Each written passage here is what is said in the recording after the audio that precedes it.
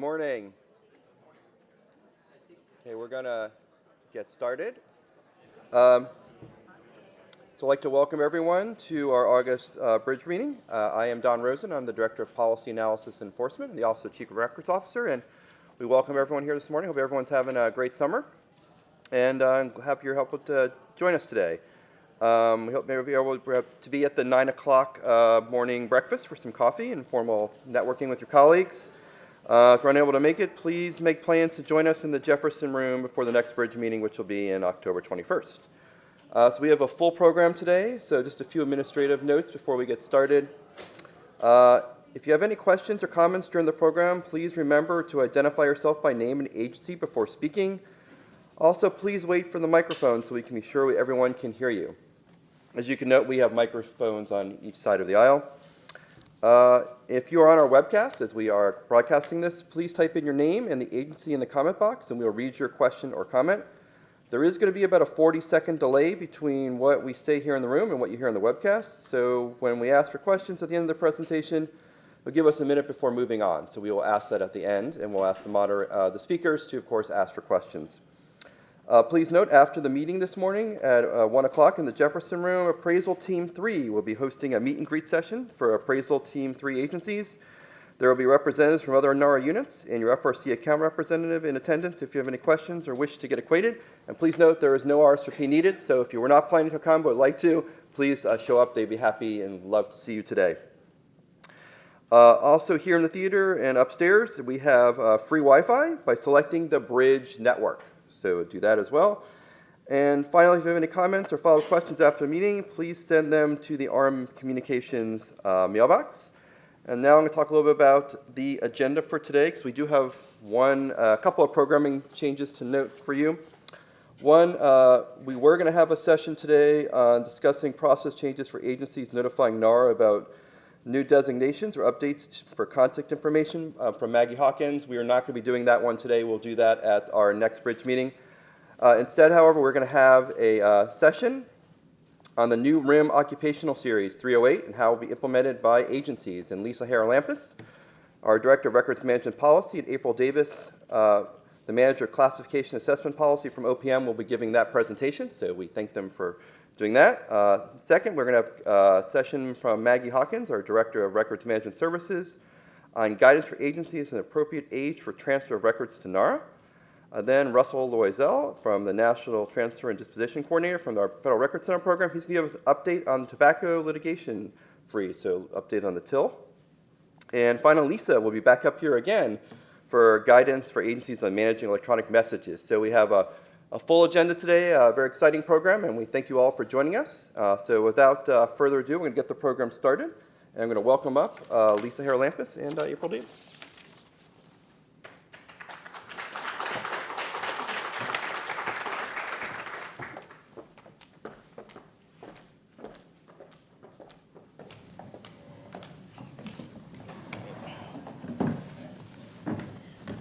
Good morning, everyone. My name is Lisa Haralampus, and I am joined with April Davis from OPM, and we are here to talk about the new Records and Information Management Series 0308 that OPM recently issued. I'd like to start by saying this is an extremely high-profile and exciting news for our profession of federal records managers. In the directive, we have several action items. One of the action items that was a high-profile action item for NARA was actually one that NARA could not do on our own. It was took a partnership with OPM to create a new series, a new occupational series for records managers. The directive, when it was established by OMB and NARA, tasked OPM to do this, and we have been working with them since the directive was issued in 2012 to work towards this initiative. The directive called for this series to be established, but it wasn't the first time that NARA has asked for this. We had actually been looking to create a series for records managers for a very long time. It's something that we've heard from agency records officers at various forums that we talk to, from our Federal Records Council to working with you during appraisal saying, I do this job as a part-time, or I do this job, but I have a variety of different series we work at. We're hoping that this first of its kind record series helps give you who are doing this work and working in this series sort of a high-level profile and a job to say this is what a records officer can do, should do, what records program staff might need to do. So it creates this level of visibility. That's what our intention was by asking for it and using the directive as leverage to work with OPM to get it. What are some of the implications from NARA's perspective? Well, it recognizes RIM as a profession in the federal government, and that is a huge step forward. So we are definitely taking a moment to celebrate the success of actually getting this step forward for us. We also see this series as supporting the directive's goals. The directive supports and encourages a transition to digital government. And by having a job series that recognizes we need to do records and information management, that helps us move forward closer to the directive goals. And for those of you, I know April will talk about this in a little bit in a minute. One of the highlights is that through this process, we did not call it the records management series, but the records and information management series. And that too was in keeping with the directive's goals to say we are doing records information in a digital environment, an electronic environment, as well as a paper environment. And there are important skill sets you need to have to be able to work in this new approach. And finally, we saw the scope of the series was really important. The way it came down at the end, it talked about supervising, leading, performing, managing. It talked about the training aspect, which is so critical to a records management program. It talked about organizing and strategic activities that had to happen. And so we were very pleased to see that the comments that we made were accepted, and the description of the records management series included all of this. And finally, so we saw this as leading to the larger information governance category that's available. We think that having a records management series is important, and now that we've defined a records and information management series, we can start drawing relations to the other related types of information management that happen in the federal government, such as the privacy series or information security series. We think it helps define the roles so that we can start working together and people can say, oh yes, you're a records officer, you come from the 308, I know what your perspective will be. So that, at a high level, is, again, NARA was very pleased to participate with OPM. We're pleased to have this accomplishment and directive succeed. And for the details of how we got there, and so I've told you what I know about records management. I've told you what we know about what we wanted to see achieved, what we were looking forward to. But the real star of the show is April, who can tell you a little bit more about how we got there and what OPM did to get us to this point. All right, great. So I am honored to be here today. Last week we were just together. Yes. We actually did a webcast for the RIM community and also the HR community on the development and implementation of the new 308 series. So just a way of background, my name is April Davis. I'm the manager of the Classification and Assessment Policy Office at OPM. My office is responsible for position classification, qualification policy, also personnel assessment and competency studies as well.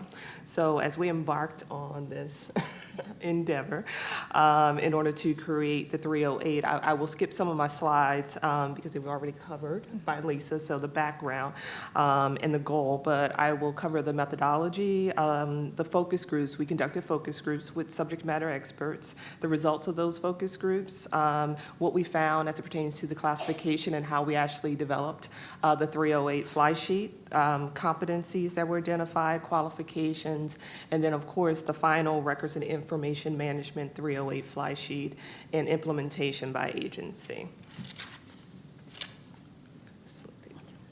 Okay, thank you so much. Okay, so part of the methodology is that we always conduct a comprehensive, in-depth literature review. Part of that literature review includes collecting data from our FedScope database, in addition to other sources, so studies, the law of course, was imperative, academia, position descriptions from agencies, and job opportunity announcements.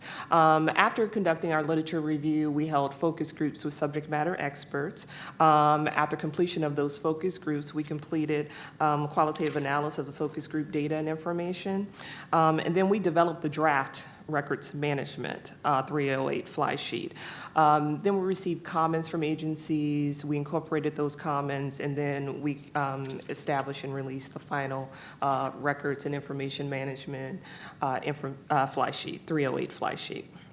So part of the OPM, the classification, the groups that we did held, the focus groups, we wanted to learn from our agencies their experiences currently with classifying and qualifying applicants for records management positions. So part of the work that we did, we held 3 in-person focus groups, 39 participants participated from 27 agencies. It included records management and also HR subject matter experts. The following 2 slides, I won't go too in-depth with these, however, it does outline agency participation and the number of SMEs, records management, and also HR. And I have to say, of course, we could not have done this without our agency partners helping us along this journey and really providing us the information needed to create the Flysheet. So the results of the focus groups, there was different areas. There was classification, qualifications, competencies, and of course, as a result of the focus group, we drafted the records management Flysheet. So the records management work, and this is the agencies, actually their voice and what they told us, is that the work, and similar to Lisa, what you just stated as well, is that the work is performed as a collateral and also a full-time duty. They also told us that there was various series and occupational groups in which records management work was being performed, so including the 100, the 200, which is HR, the 300, where you'll find your 343s program, management analysts, and also the 1400, so the library and archives, so the archivist technician series. In addition to that, they also mentioned is that most agencies, when we asked the question, so in the focus groups, we asked multiple questions. One of the questions we asked was about experience in education. What experience in education is required by your ideal candidate to fulfill the role and to perform the work of records management successfully? We were basically told is that there is on-the-job learning and experience. They appreciate education as well, but the majority agreed that a degree is not required to perform records management work. So as a result, we determined that the work would be categorized in administrative area. With classification, we have multiple areas. We have professional, administrative, technical, clerical, and other, which is like law enforcement, for example. So it was determined that since there was not a positive education requirement, is that it would fit within the work would fit within the administrative area. We also looked at other series and other similar work. So for example, the government information series, the 306 that was issued in March of 2012. During the time when we conducted that study, the subject matter experts basically told us, because we were considering including records management as part of the 306, and they told us no. They told us that the work is separate, the records and information management work was separate from the FOIA and also the Privacy Act work. As it relates to qualifications, again, we asked the group questions, again, experience, education, is there any required certifications for this work as well? Again, the classification and what we were told as it pertains to the classification is a driver for determining qualifications for a series. So basically, the fact that there was not a requirement for a positive education and we did not prescribe that education, Section 3308 of Title V prescribes that OPM would need to determine whether the duties of a scientific, technical, or professional occupation that it cannot be performed with a prescribed minimum education. Basically, the work group and the work that we did in the focus groups, that was their decision or termination, is that the work can be performed without that prescribed minimum education. So therefore, if the required competencies or the KSAs can be attained through work experience alone, then a lack of college education cannot be disqualifying for an individual for that position. or for applicants. So as a result of that, we determined that the administrative and the management group qualification standards would be sufficient as pertains to qualifications for the 308 series. So in addition, the focus group, the subject matter experts, they identified a number of competencies. And the first column, the records management focus group competency list, actually lists out those competencies that they thought that were critical and very important for individuals who are performing records and information management work. So of course, including records management knowledge, administrative management, collaboration, coordination, oral communication, writing, analysis, information technology, and also customer service. Those were the main competencies that they actually identified. So what we did was we went back and we looked at some of our previous validated competency studies, one for professional and administrative competence, what we refer to as a mosaic competency models, and we were able to match up, not necessarily by name, but by definition, these and validate the competencies actually identified by the subject matter experts, is that these are competencies that are actually associated with performing this type of work. And when we delivered this presentation last week, we also shared with HR and also hiring managers and subject matter experts is that these competencies can be utilized as far as assessing applicants, incorporating your job opportunity announcements as well for training and development. So there's multiple uses for these competencies. So as a result of the focus groups, OPM, we released the draft position classification Flysheet for records management 308 series. Agencies were provided a 60-day comment period. Some agencies asked for additional time, so we extended that time. And then once we received all of the comments, we reviewed the comments and began the process of finalizing the actual Flysheet. We released the final Flysheet for records and information management in March of this year, 2015. So the next few slides rather, they give an idea as far as some of the questions that we asked agencies and what were their main comments and how we made some of our determinations. And I can say this, is that sometimes when we go out with certain occupational studies, we may receive, like from one agency, 75 pages of comments. So we go through every word, every comment. It's not necessarily the majority rule. We looked at the criticality of those comments, the importance of, as far as policy and its implications government-wide, as well as the policy that we are issuing. So it takes some time for us to actually go through those comments. But the first question that we asked is about the occupational information and the description that's actually included in the Flysheet. And agencies commented that it was appropriate, not so much sufficient, and to rewrite the occupational information. So we did revise the occupational information. We included the legal definition for agency records and revised the typical duties of RIM specialists as well. And we worked with NARA and actually received a lot of good feedback. That's why April's laughing. We did not send 75 pages worth of comments, but it was more than two. More than two. But it was good information and definitely helpful for us to create that final Flysheet. So the other piece of information was the occupational title. So there was recommendations from agencies to include various titles: analyst, records and information management, records and information manager, and also officer. So we actually agreed with changing the title to records and information management specialist. We thought that that really represented the work that was being performed by the 308 series.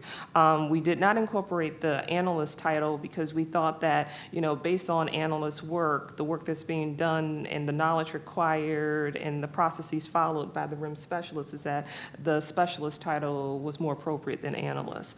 However, with the records and information manager and records and information officer, those titles are already included as organizational titles in the Flysheet, so those may be used. As it pertains to the grading criteria, so how we determine the grades of the position, in this particular, the 308 is graded at the 9 level and above. It does not preclude agencies from actually grading for trainee and developmental type positions, the 5 and the 7 as well. However, that performance level as far as the 9, that is the really starting point. So agencies were asked if the grading criteria was appropriate. So this is what we refer to as our functional grading guide, the administrative analysis grade evaluation guide, and where there was issues with, grading those positions, grading those, test applying rather, the Flysheet. We were told that some thought it was, some thought it was not. There was a suggestion to revise the grading criteria language to mirror other fly sheets, like one of our issuance, the Emergency Management 0089 series. We agreed that the AAGEG was appropriate based on test application. So there was no impact as far as negative, otherwise, like mass upgrades or downgrades. So that's how we determined that. But we did revise the grading criteria language to align with our other past issuances. So as it relates to the implementation, so agencies must review their current positions, performing records and information management work. We're good? Okay. I'll take it. Okay. And apply the RIM fly sheet. So I know when I was here actually for the FOIA, for the 306, and there was different questions as far as from the community during that time as far as, applying. Well, will all the series change? It's like, no, you have to apply the actual criteria as outlined in the 308 fly sheet, and that determination would need to be made. So not all positions would change to the 308. And the most important is that the RIM series is intended to cover positions with primarily responsible for the overall management of the organization's RIM program. So that's important. It's not a collateral duty. It is a full-time responsibility and duty. So we did request any questions as far as applying the new 308 fly sheet, and we've already started receiving questions in our policy office. Is that for internal questions as far as the policy is direct those to the servicing HR office, agency servicing HR office, but for policy offices, if they have questions, they can submit those questions directly to us at fedclass@opm.gov. And again, I can't stress, the partnership and working with all the agencies is definitely important to bring this to fruition. And it gives a new appreciation, I'm sure, Right. for actually the process that we have to go through as well. Then other resources that we do include in the presentation is the actual fly sheet. Some of the policy documents that the HR community uses are Introduction to Position Class Standards, the Classifier's Handbook, and then we also include a link to the evaluation guide to determine the grading for the position. Okay. So, I don't know, Dawn, did you want to help us moderate questions from the audience?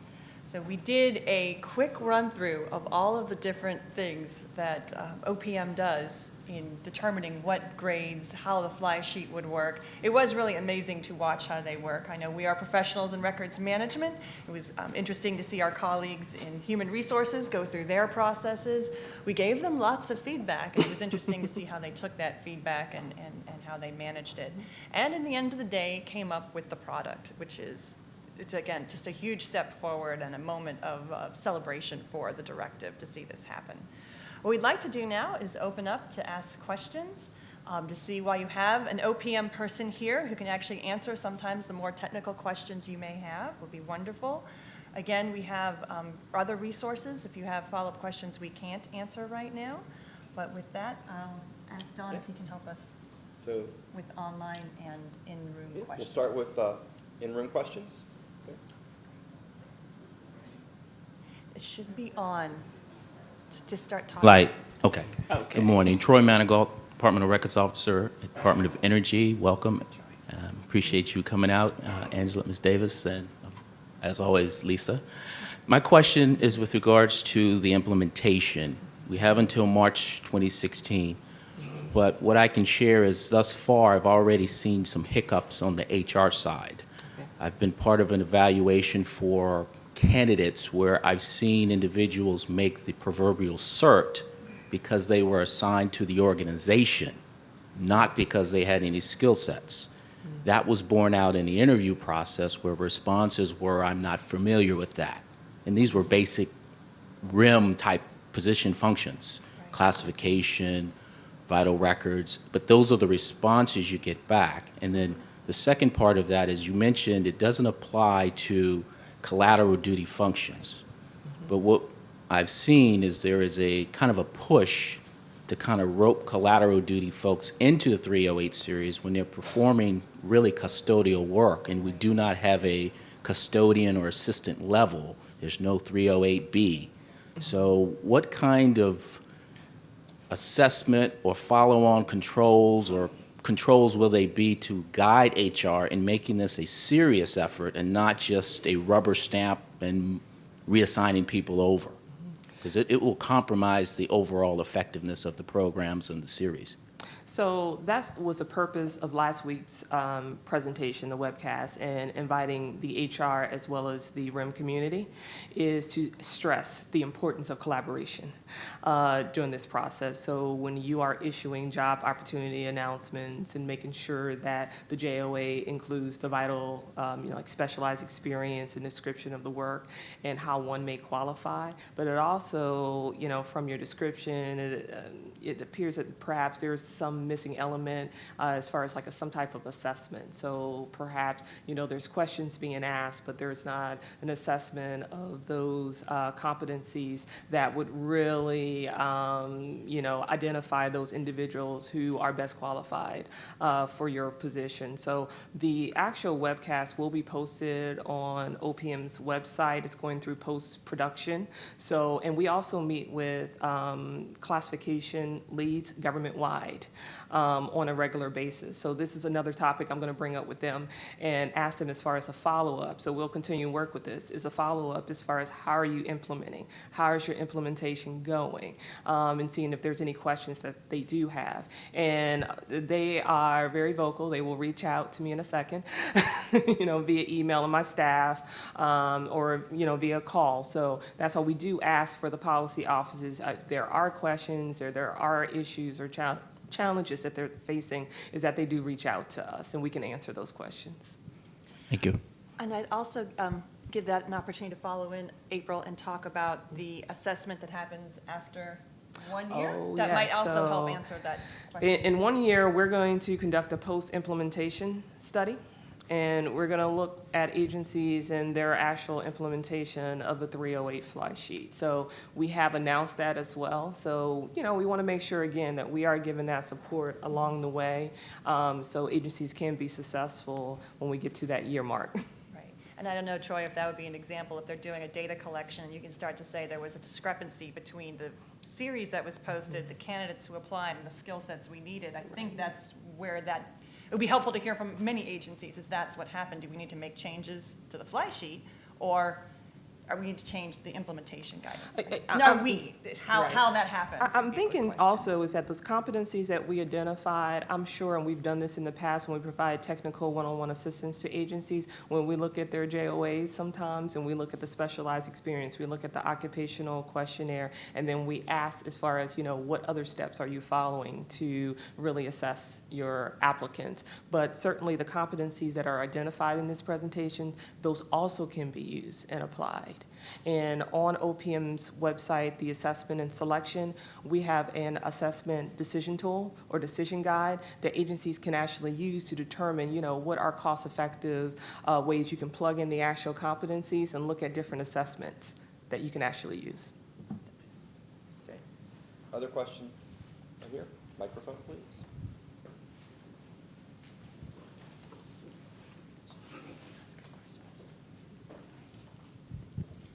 Hi, my name is Carolyn Conyers. I'm from the Federal Communications Commission. I just want clarification on the requirement if someone is performing that duty full-time at an agency, is it that their series is something else? Is it that they're supposed to be converted over to the 308? Is it, a requirement to be converted to the 308, or they continue to perform that function in the grade series that they're in, or the series that they're in? Okay, so the HR office needs to apply if in your role you are performing the work full-time and it supports the RIM program for your agency, then that would be in line with the actual 308, of course, the series, and changing your series. But your servicing HR office, they would need to apply the 308, the classification criteria, and make that determination. Thank you. Other questions? Over here? Hi. Yes, go ahead. Hi, my name is Washika McCullough, DHS INA. My question is about the grades for the position. We've been discussing the PDs with our HR, and the response I've gotten is, well, if you see the PD come out, print it out so we can see where the grades are falling. Like, everybody is going around trying to figure out what grade should we put these positions at. So I was wondering, do you have, I noticed that you guys didn't do the grade. So what information can I provide to them, to help them with that? So basically, the positions are already classified, correct? They're already classified, or these new positions? They're classified. Well, they're trying to apply the new PD, but they're trying to figure out what grade it should be at.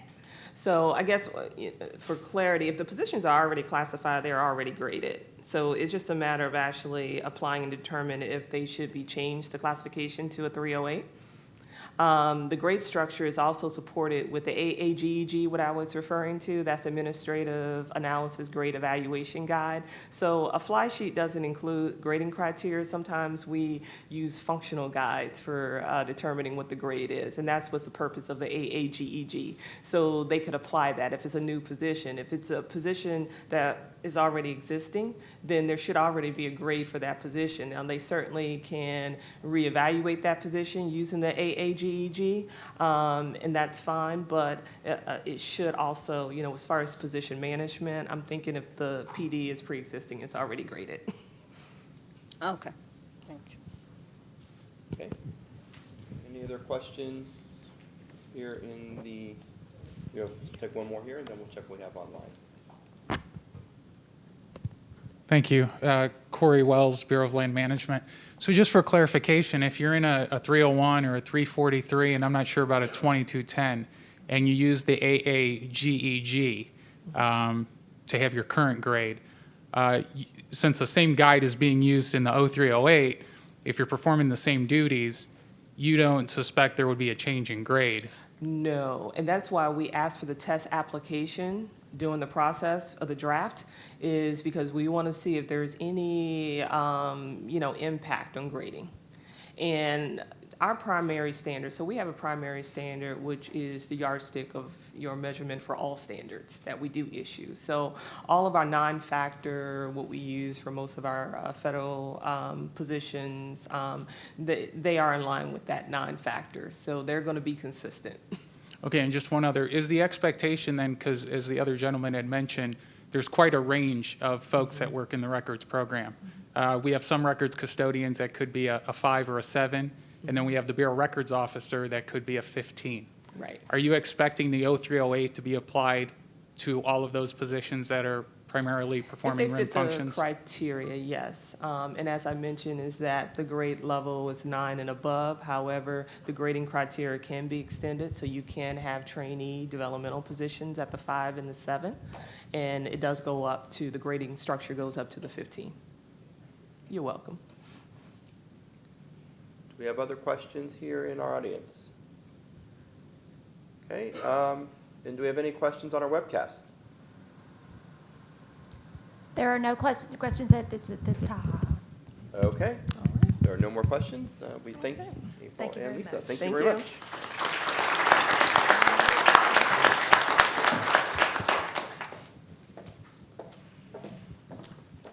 there's contact information if you have additional.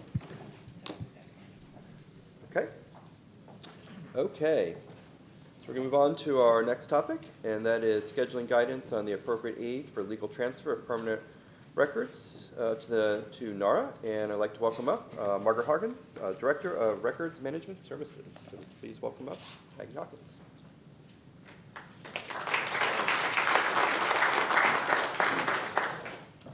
Thank you, Don. Good to see everyone here this morning. I think you're all smart to skip the beach and stay in the air conditioning. I seem to have, let's see, Okay, we are offering this presentation today to talk about the long-awaited guidance on determining the appropriate age for transferring records to NARA. The full name of this guidance is up there. It's very long, but it really captures everything. This is scheduling guidance on the appropriate age for legal transfer of permanent records to the National Archives of the United States. This guidance is also colloquially known as the 15-year guidance or the early transfer guidance. It was issued earlier this summer in June, and what I'll be doing today is I'll be giving an overview of this bulletin, and then I'll be joined on stage by my colleagues Martha Murphy, who's our chief of our Special Access and FOIA staff, and Chris Naylor, who is our director of our Textual Records Division at NARA. And they'll be up here to help me answer any questions you may have as I go through this briefing.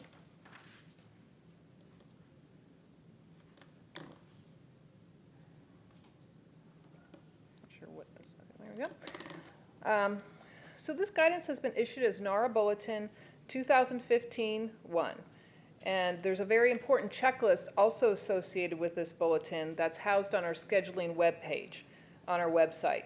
The best way to access this bulletin, this checklist, is to link to it from the bulletin itself. That's the easiest way to find it. Other relevant documents include our guidance on changes to previously approved schedules, also known as pen and ink changes, and our pre-accessioning guidance. What I'm going to do today is I will explain the relevance of all these related documents as I go through the presentation. So the purpose of the bulletin. The bulletin provides agencies with scheduling guidance on determining the appropriate age at which to transfer permanent records, regardless of media or format, to the legal custody of the National Archives.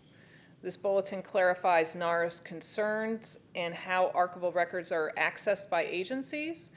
And this is also day-forward guidance to newly approved retention schedules, although agencies may ask to revisit previously approved schedules, hence my reference to our guidance on changes to previously approved schedules. And I'll talk about that a little more as I go through it.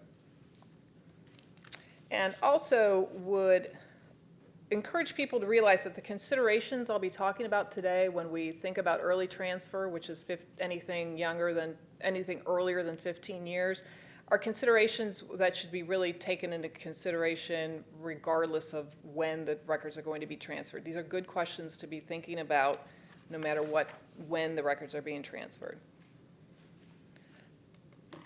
So what does the bulletin say about when should the legal transfer of permanent records happen? There are a few key points here.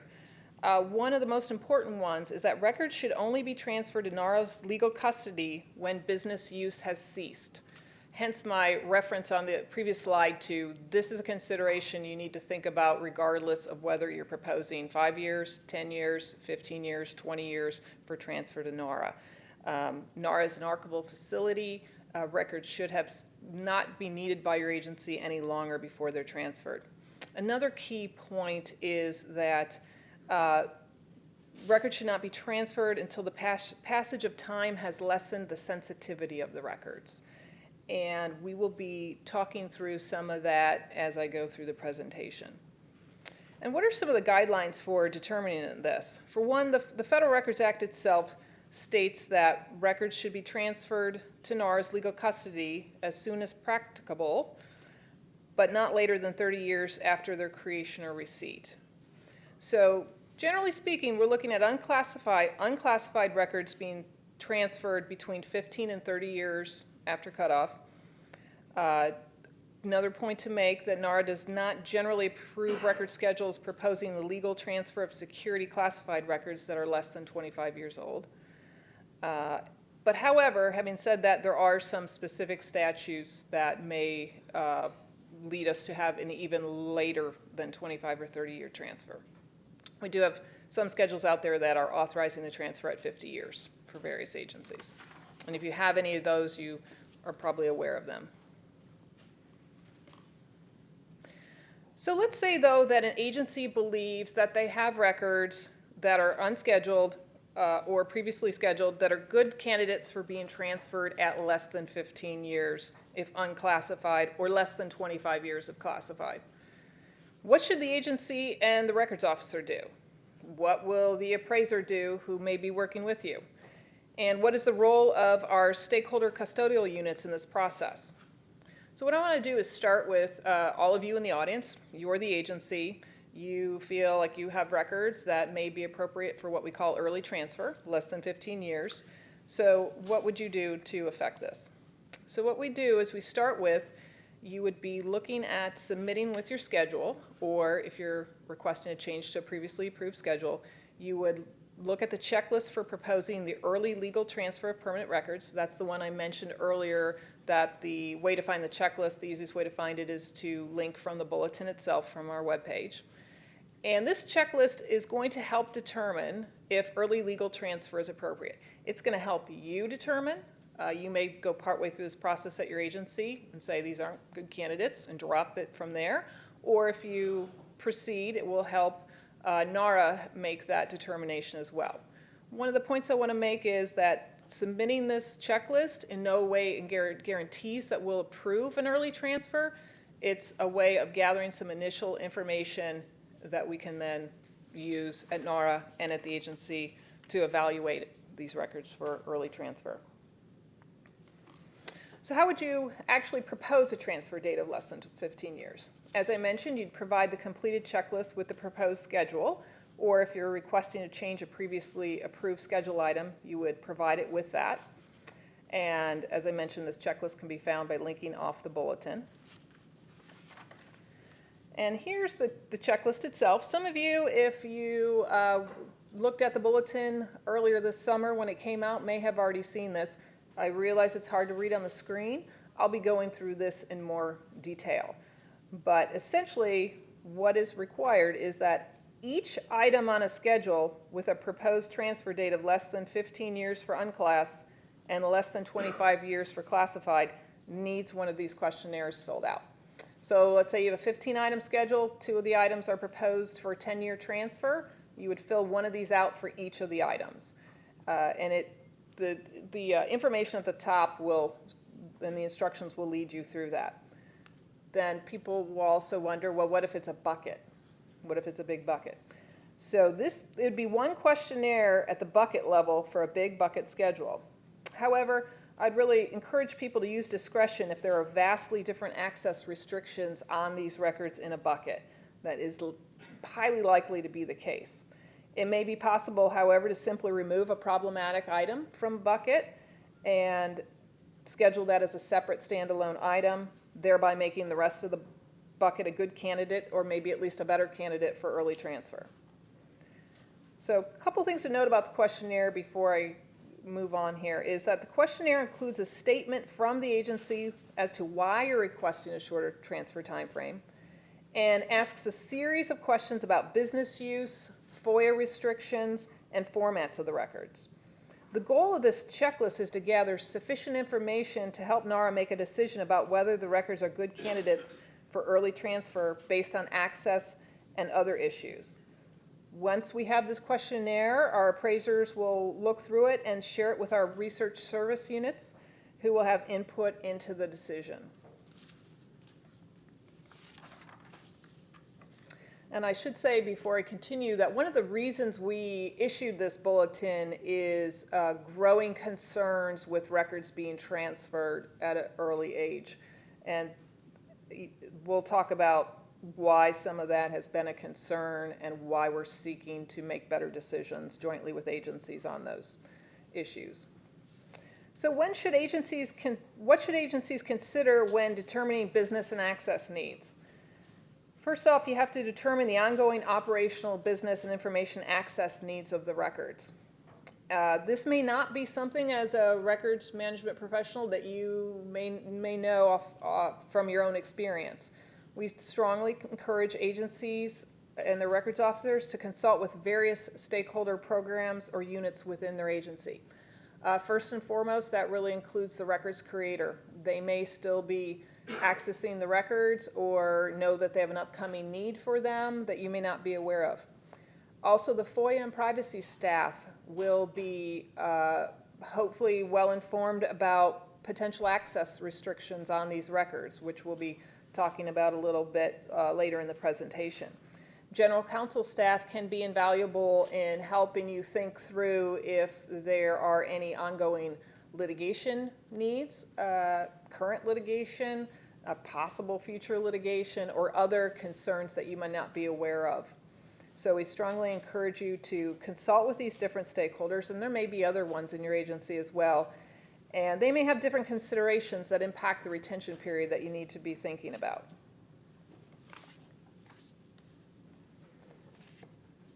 So here's some questions you would need to be asking your agency stakeholders. One of the most important ones is the first one up there, which is often a big surprise for people, is will your agency need in-person access to the records? Once NARA accepts legal custody of the records, NARA will not loan the records back to the creating agency. Many of your staff are probably quite familiar with our record center system. And maybe private ones you use, which on request will send back boxes, folders, documents on a very quick turnaround time to use in your own office space. And people kind of associate that sometimes with NARA and think that legal custody, once we've taken legal custody, that those same services are provided. And that is not the case. Once we accept legal custody, we require in-person review at a NARA archivable facility. So your team of lawyers, say, who are looking into a current litigation issue will have to show up at, generally speaking, it's usually Archives 2 at College Park, be in the research room and access the records like a researcher with all the restrictions and everything that goes along with that. So it's a very important point to make. It's been a bit of a shock for some agencies who've had to deal with this. One of the other important points to consider when you're talking with your agency stakeholders is the fact of, is your agency prepared to transfer FOIA responsibilities to NARA? A lot of times agencies will say, sure, it reduces our FOIA burden, helps get us out of a backlog. That may be somebody's initial reaction to it. However, agencies need to know a couple things about what happens when permanent records are transferred to NARA and NARA provides FOIA access. For example, NARA does not consult with agencies regarding the release of unclassified accessioned records. Now, some of you who may have been familiar with various things that have come along for our own administrative records as we've received FOIAs on various topics, and we have consulted with agencies, like say my own records. We do consult with agencies, but once the records are accessioned into our legal custody, and we take on the FOIA burden, but we also take on the determinations that are made for release. Further, NARA does not apply FOIA exemption B5, which is the exception commonly used to protect the internal deliberative process for agencies. So that which would be possibly completely legitimately withheld by their own FOIA officers of an agency under B5 might be immediately releasable by NARA, since the thought is that if you have transferred the records to NARA, they're no longer being used for internal deliberative processes, so that FOIA exemption would not be applicable. So those are very important points to make in consulting with stakeholders when thinking about early transfer. Now, one of the things that is tricky in this whole thing is the fact of electronic records and special media.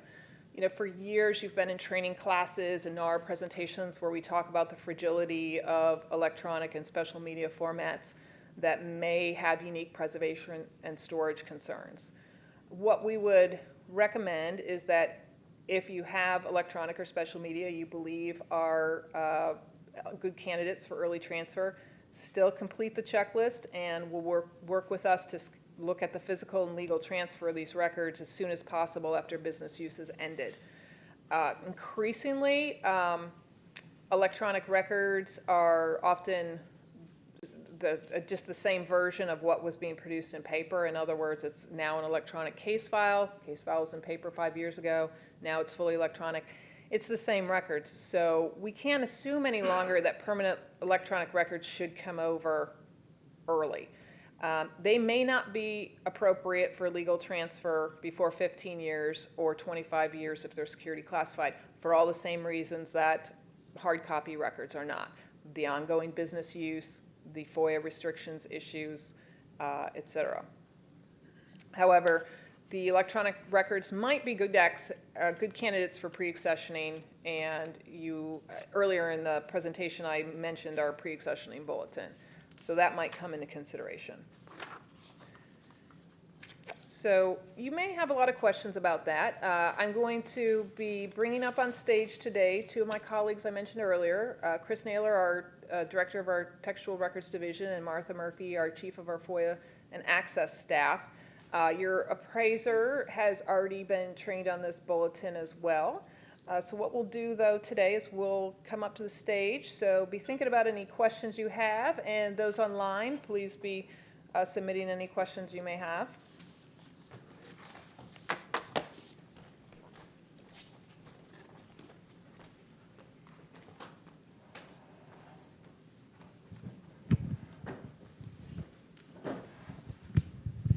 So we'll start with any questions in the room.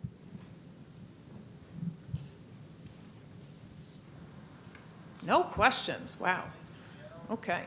So, oh, wait, we have a question.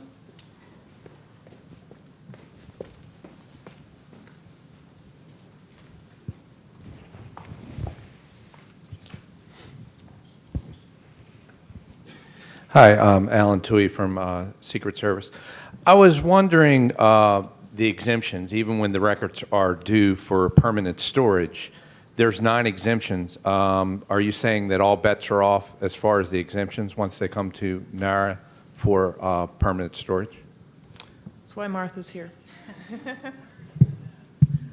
The specific exemption that is sort of off the table is B5. In addition, B2, because if records are really, with current FOIA law as the way it's being handled in the courts right now, B2 records would not be permanent. They're very sort of transitory. But we do routinely withhold for B7, which would probably be an interest for you, which is a law enforcement withholding. I just wanted that Also clarified. personal privacy, Okay. which is B6, and of course B1. That's what I thought. Yeah. Statutory withholdings, B3. So yes, we do continue to hold, just not for those 2 provisions. Thank you. And also, we don't necessarily consult. Right. Not going to. Okay. Joel Westfall, Department of Navy. First of all, great presentation. A comment I would like to make is currently, I believe in the capstone GRS, there's a recommendation for 15 years of transferring emails, but there's really no mention of the classified emails within that. I may be incorrect on that, but my recollection is that's what it is. I'm currently working on a capstone schedule. In your presentation today, actually, I caught that problem with the 25-year issue. So I already have to go back to my office and change the schedule I was about to submit to the National Archives to make sure about the 25 years. But I was using I think the part of the language within the GRS capstone on the 15 years. So I think you should go back and take a look at that and mention something in there about the classified email issue. Great. I'm really happy that you brought that up today. Okay, we're working on finalizing the capstone GRS, and I will take a note to look again at how we recommend transfer for classified records.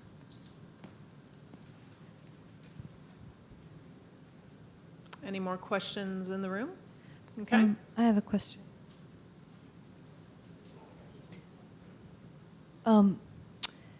I have a thorny one, but I just want to run by you some of the pieces of the complex question. We have some items that have heavy reference both within the agency and from the public, and for more than 30 years. I mean, they're relevant and used beyond that time period, but there's no statutory exemption. And they're also an unusual format, map. So is that something that could be, is there arguments that that could be a candidate for keeping more than 30 years? Do you want me to, I can mention one thing on that. There is a process by which agencies can request to maintain, because they have an ongoing business need, to maintain the records beyond 30 years, and that's through your office, correct, Maggie? Yes, we're currently revising our standard procedures on requesting maintaining records later than 30 years. However, if you contact us about it, we can discuss it with you.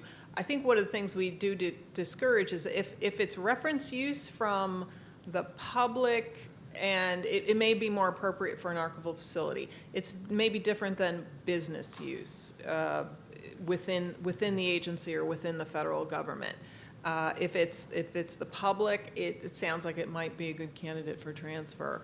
And I would contact your appraiser about it and look at what your current schedule says and evaluate it from there. Yeah, honestly, I'm really torn. I'm giving it the best care, I can get for it. And the only other thing I was wondering is there possible where there's legal but not physical transfer? I mean, does that make any sense? No. Yes? That would only be with affiliated archives, which are quite limited in their scope and in their number. Thanks.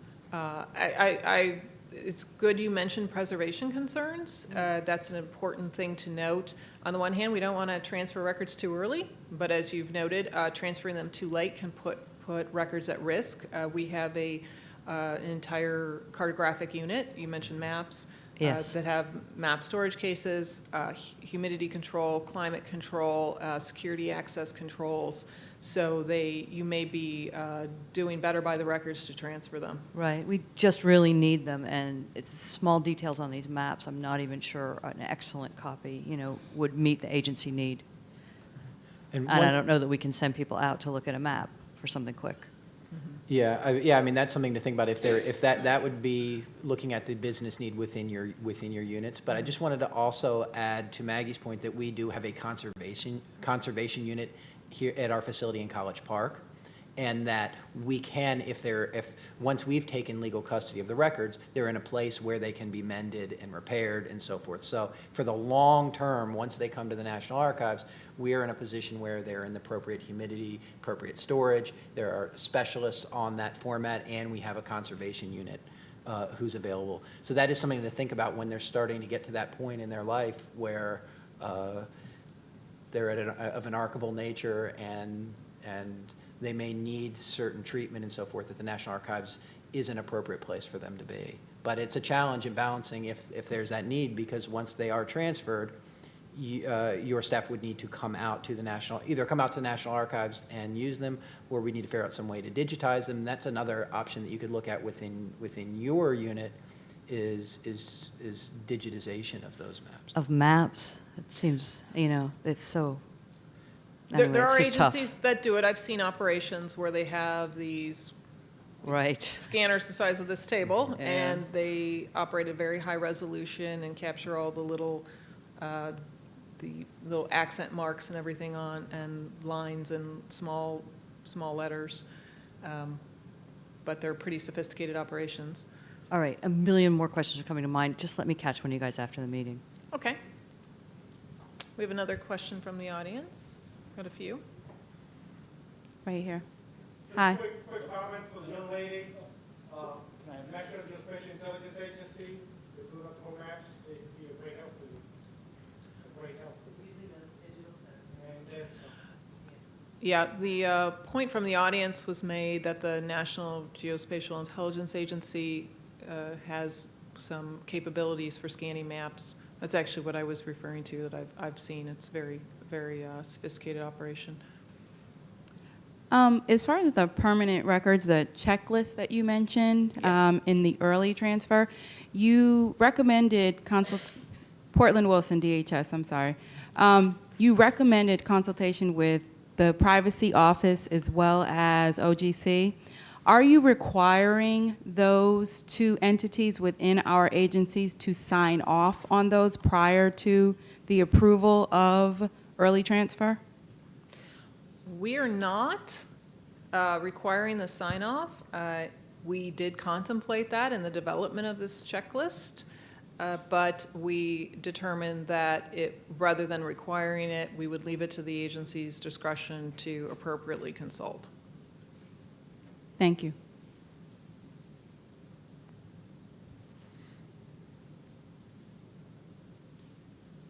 Okay. Questions from online? Yes. I know you said we would have to come to a NARA facility to do research on the records if we needed them after transfer. However, if my staff members who need them are located elsewhere in the country, would you send the records to them?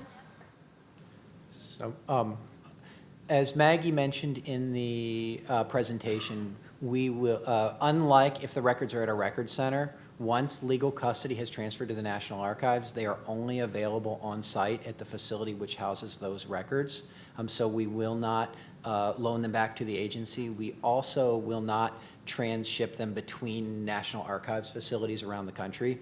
So those records will be available for research at the facility. So if the records were transferred to the National Archives in College Park and legal custody is with the archival unit in College Park, those records would be available for research in the research rooms in College Park. And just to elaborate on that's one of the reasons why it's very important to stop and consider early transfer. It's very, I'm sure it's quite compelling to look at the bottom line of your own records management budget for storage of records and focus on that. However, all these other considerations need to be taken into account.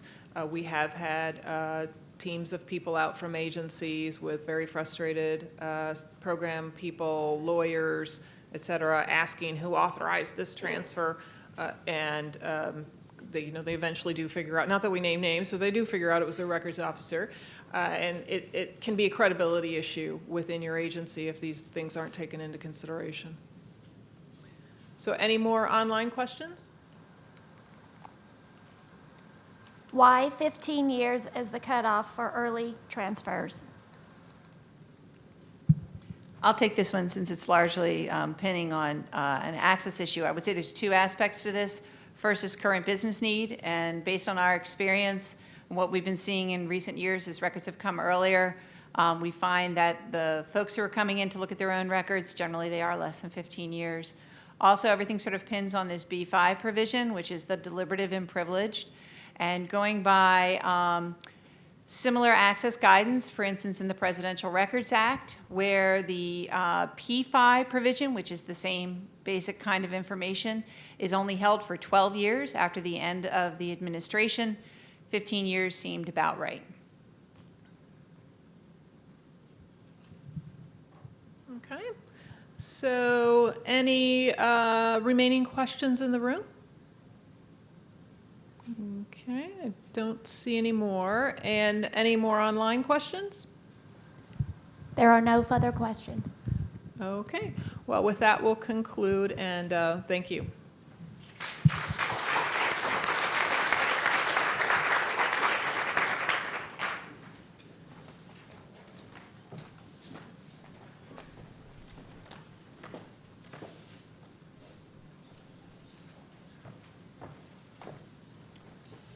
Okay, thank you again to Maggie, Chris, and Martha. So our next topic is regarding the Federal Record Center program, update on the till lift update. And that will be from Russell Loiselle, the National Transfer and Disposition Coordinator for the Federal Record Center program. So let's please welcome up Russell Loiselle.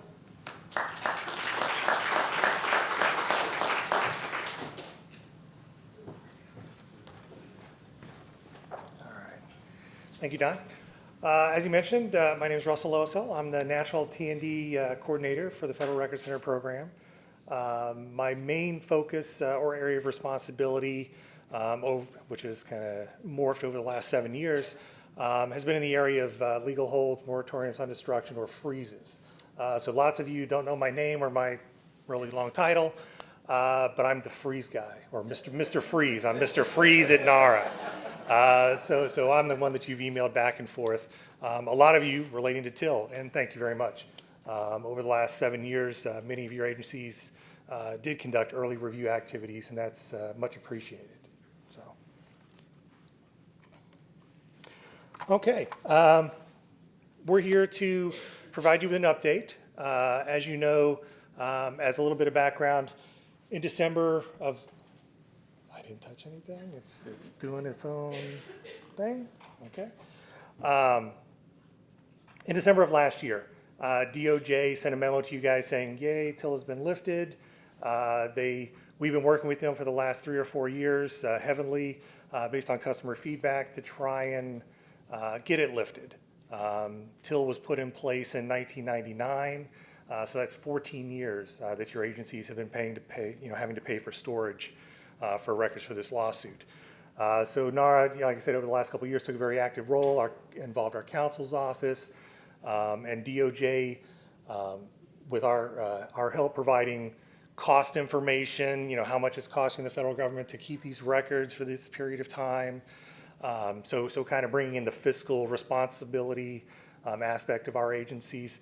We're able to sway the district court into lifting their moratorium on destruction and their specific requirement for the retention of those documents that might be potentially relative.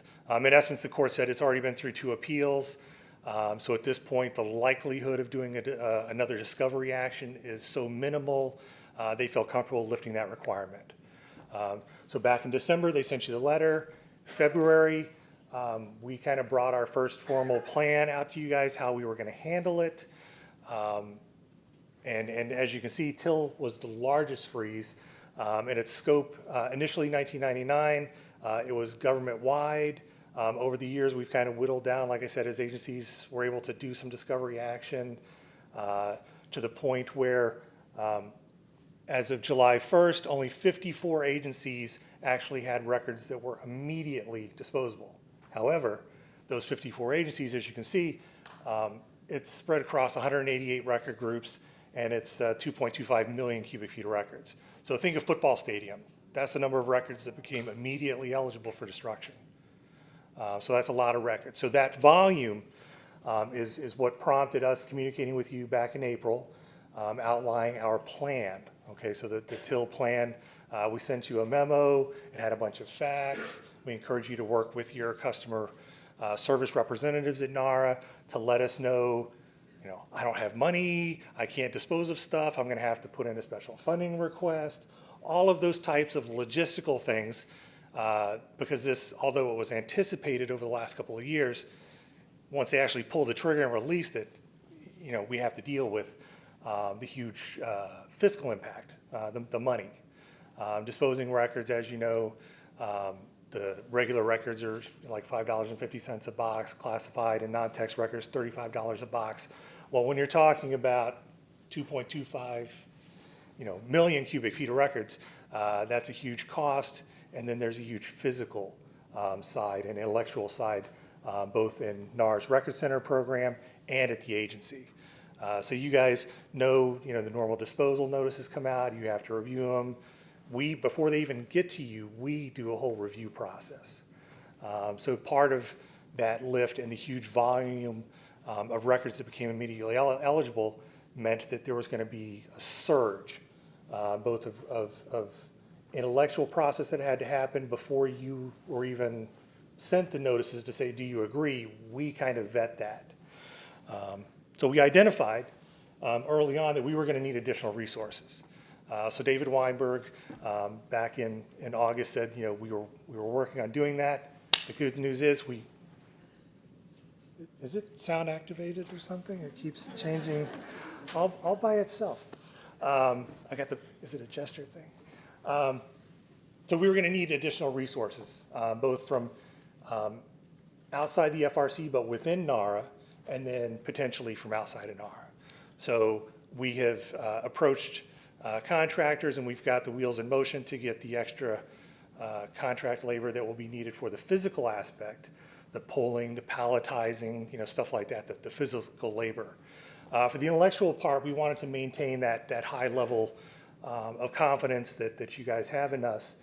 So we reached out to other parts of NARA and have actually, we finished last month a disposal review pilot where we asked individuals, we kind of borrowed subject matter experts in your all's record groups from other parts of NARA, appraisal archivists and people who routinely deal with your records to help us to do that intellectual work, the review of the records to make sure that they're appropriately scheduled, that they're appropriately identified and linked to the correct record series, that the retention is valid. So we do all that before we send the notice out to you guys. So what's happened today? So we've got those resources. We completed our pilot. It was a success. So we've brought a couple more people on. We're training them. So between the April and now, the April presentation, 100,000 transfers, okay, representing 1.4 cubic million feet have either already been reviewed or in the process of getting that final review for the notices to be sent out to you. So you should have already received your July notices for anything that we determined was eligible for destruction, and hopefully you guys have already signed those and gotten them back to us. The October ones just went out, because we sent out 90 days ahead of time to you guys. So if you haven't received those, please contact your account representative, and we'll figure out, make sure that they went to the right person. We've been asking you guys for updates to make sure that we send this high volume of notices out, because many agencies had applied TIL so extensively, as we mentioned in April, that their programs haven't really had to deal with disposal. And so for some of you, this may be the first time you're actually going through this disposal process with us.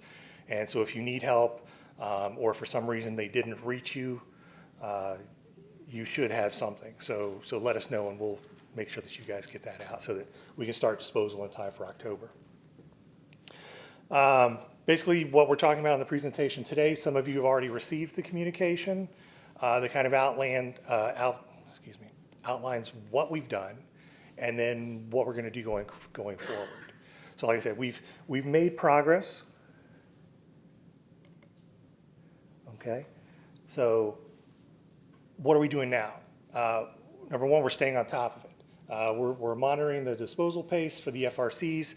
There's a certain throughput capacity, if you want to call it, widgets that can go through the system at a certain time, both for that intellectual capacity, the number. It keeps wanting. I think I'm hitting the little keyboard. Sorry, it's sneaking ahead. Okay. So there's that throughput capacity, both for the intellectual, and then there's just a limit on the physical labor. As we mentioned in the April presentation, there's also some logistics.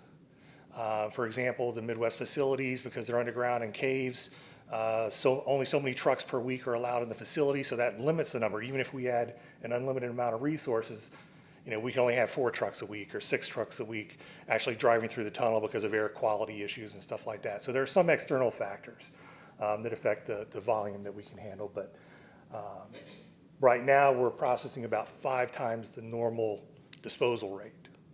So whatever your normal disposal was, we're now processing 5 times that. Most of that with existing resources. We've got a very strong team, very dedicated team to try and get rid of as much as possible for you guys, just to save you money and save the government money in the long run. As you saw in the prior slide, so hopefully by the end of October, our goal is to get rid of that 1.4 million cubic feet. So that's out of the 2.25. So that's over half in less than a year. So, I think we're doing a good job. And I hope you guys do too. So we're going to continue monitoring that pace and make sure that we stay on plan. We're going to be working, our account managers and the national team will be working with you to make sure that you're agreements get signed.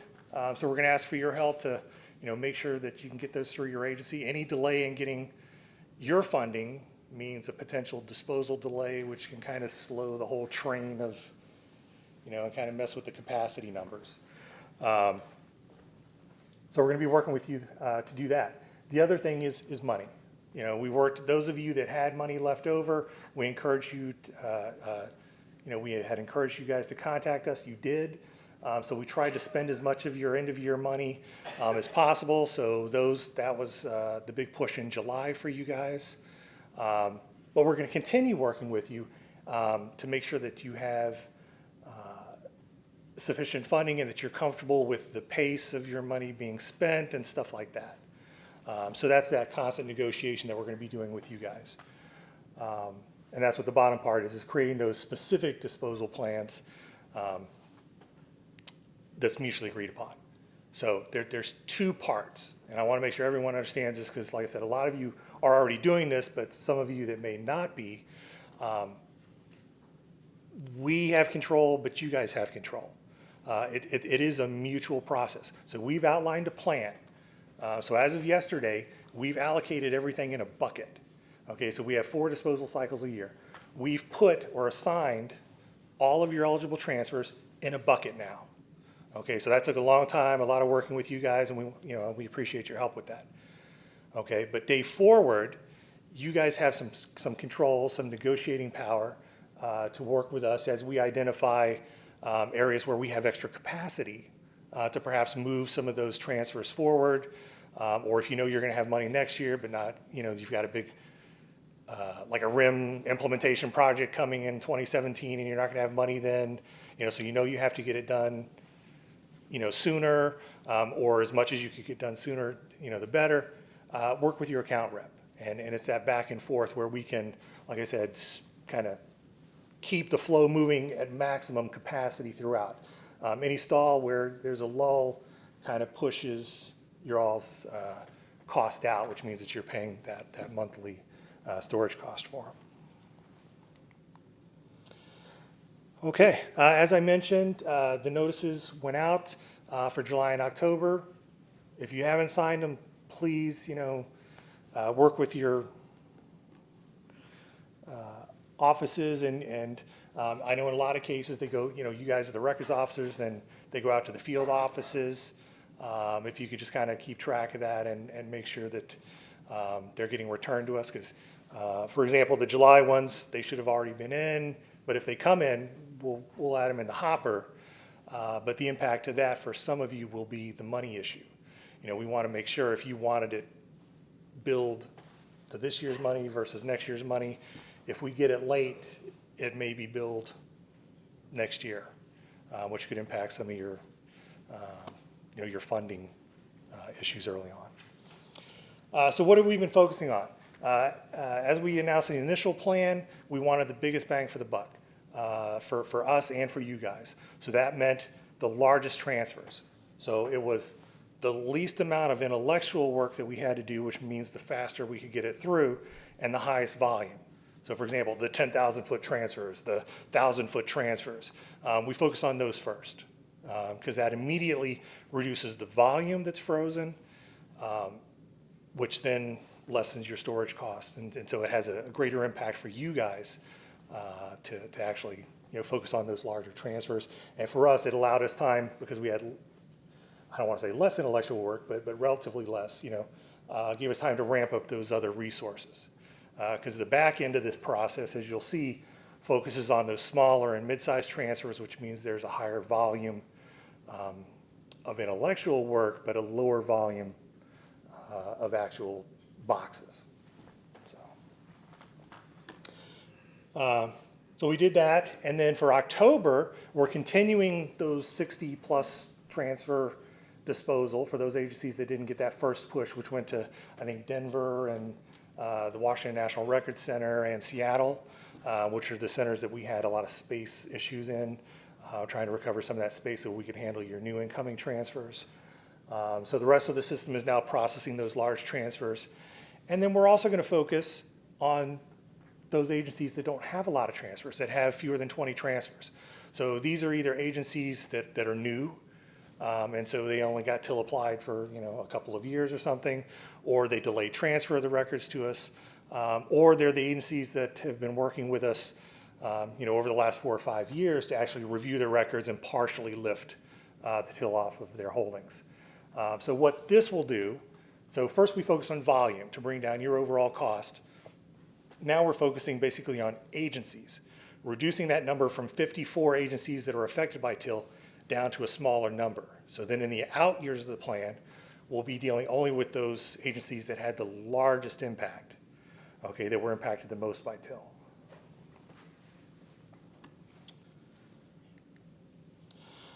Okay, and then after that, what happens? Okay, January, as you can see, doesn't have any writing under it. That's because January, is a typically very heavy cycle.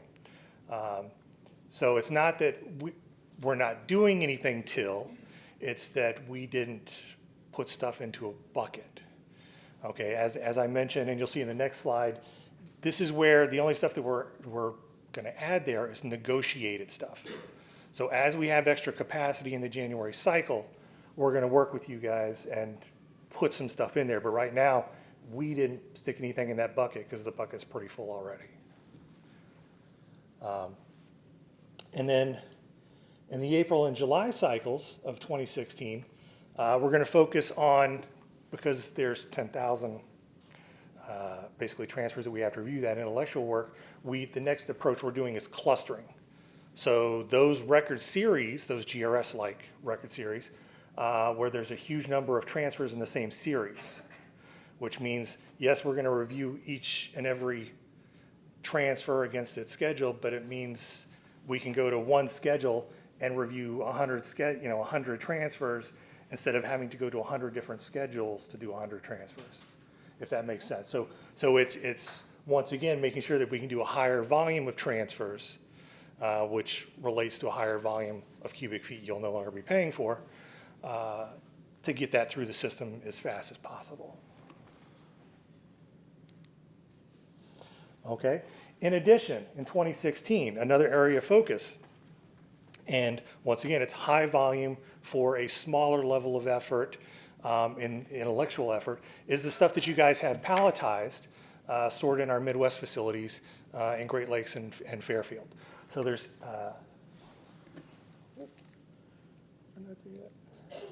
so there's 80,000 plus cubic feet of stuff that is already grouped and palletized, which means we don't have to, so this saves physical and intellectual labor. We don't have to pull it and palletize it. It means it's been inactive, so the chance of you guys being able to approve it is very high. And so just get that out the door. And once again, it'll save you guys more money. Okay, the other thing, as I mentioned, throughout 2016, we'll be working with those agencies that have money and resources. The other thing is, you can have all the money you want, but if your record staff was decimated and you had a loss of personnel and you don't have people on your end to do stuff, we can work with you to move the stuff that we have in buckets around. So I want to make sure that you understand we have a plan, but that it's something that's flexible, and that we want to work with you on getting your stuff disposed of as soon as possible, but at the rate that we can handle and the rate that you guys can handle. All right, so this is everything. So you can see 2016 is very busy. These are all the things that we're doing right now that's coming up that we're working on. Okay, so we're already pulling the January stuff, so you guys will be getting notices for that, fairly shortly. So hopefully we can keep that capacity flowing. Okay, the end. What we call the end game. 2017, we're going to work on those kind of middle-of-the-road transfers. They weren't greater than 60. They weren't palletized. And they were for agencies that had a huge impacted program. So once again, that's going to focus on getting rid of and lessening the number of customers impacted. We're trying to get more and more of you through and finished, to the finish line as soon as possible. And then 2018 will be basically what's left, which at this time, assuming there's no slippage, is roughly 30,000 transfers. And we're going to focus, as you can see, in 2018 with the largest transfers first, once again to get the biggest bang for the buck, and so that you guys will pay less storage over time. All right, and that's the plan right now. So I believe we want to open it up to questions inside the room first, and those that are online, please start typing now. There's a 40-second delay, so that way we can kind of queue up your questions. Yeah, Joel Loiselle, Department of Navy again. Actually two questions. The first is, how has the till lift impacted the capacity at the Federal Record Centers? I mentioned this because I believe it was a year and a half ago we all got notices that WNRC was full and perhaps your boxes would be going to Philadelphia and placed there. The second part of my question, and completely different, is on, I've kind of noticed a double coding issue with regard to freezes.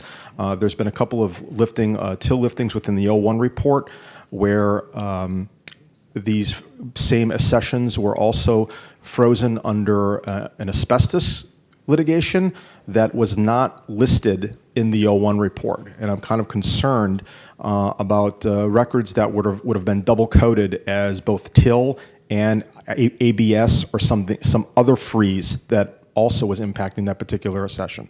Thank you. Sure. We'll wait on the first question. I'll defer to David on that. The second one, as far as the coding, yeah, the asbestos freeze is another one that's been around forever.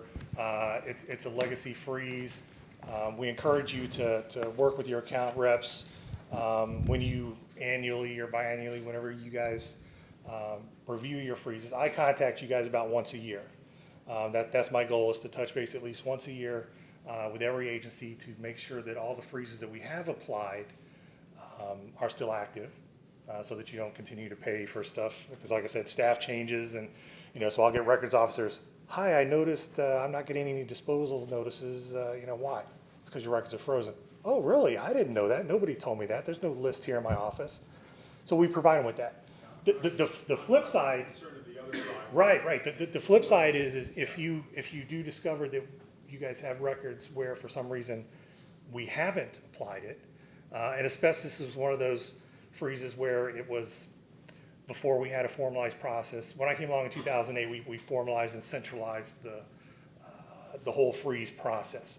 So now you guys deal directly with me in scoping those freezes, identifying the affected holdings.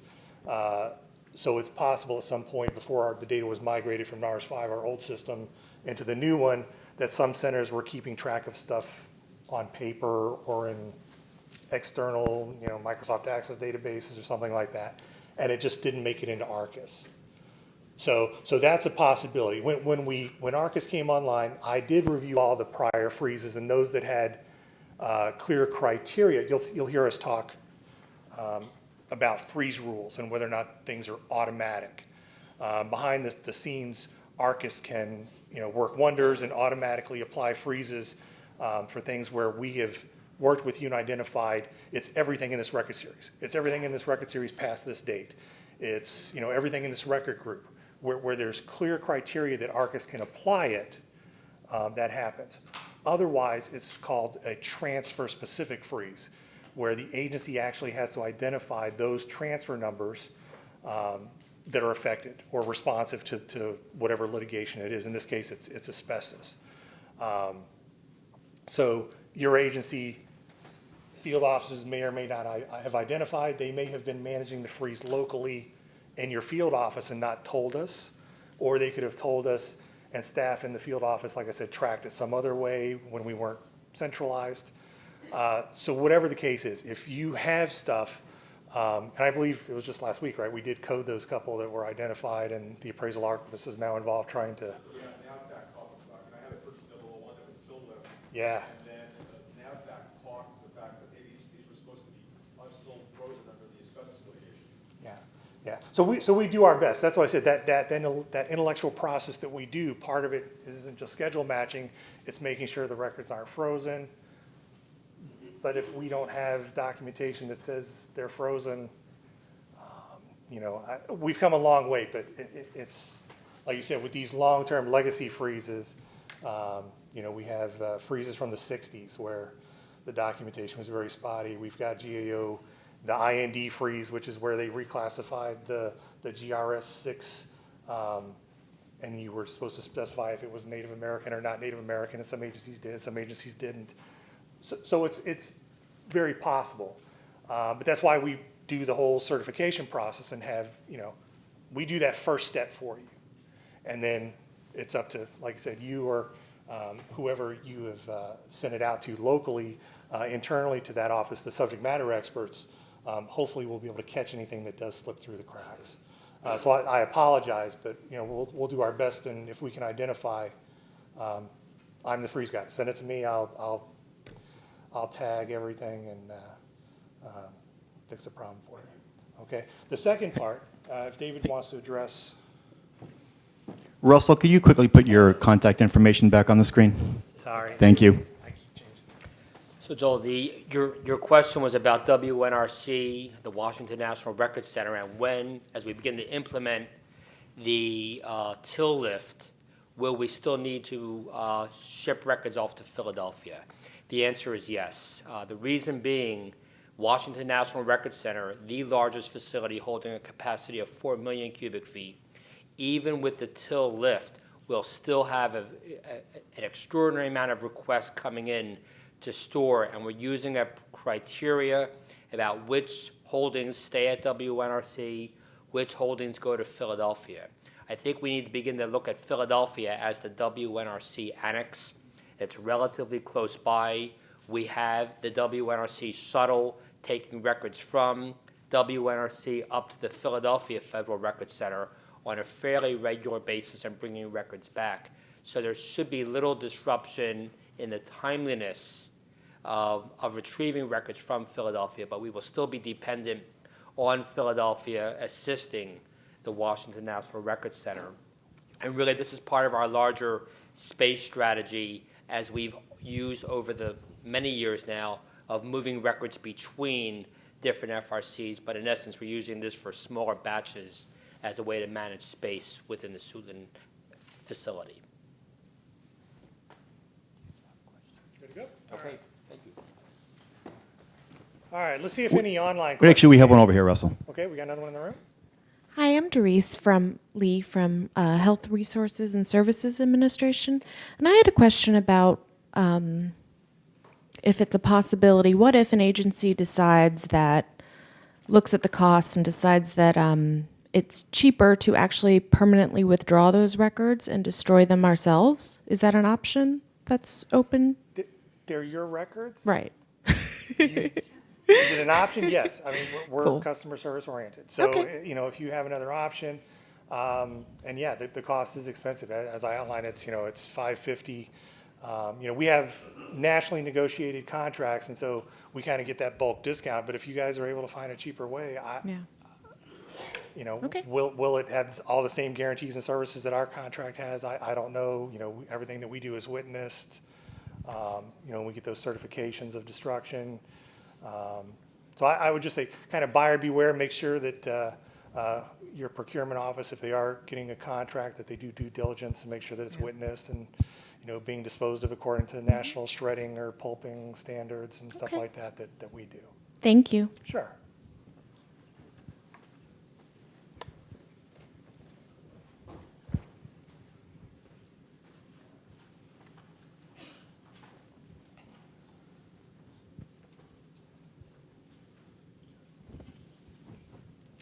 Good morning. Morning. Jeff McAlpine, Secret Service.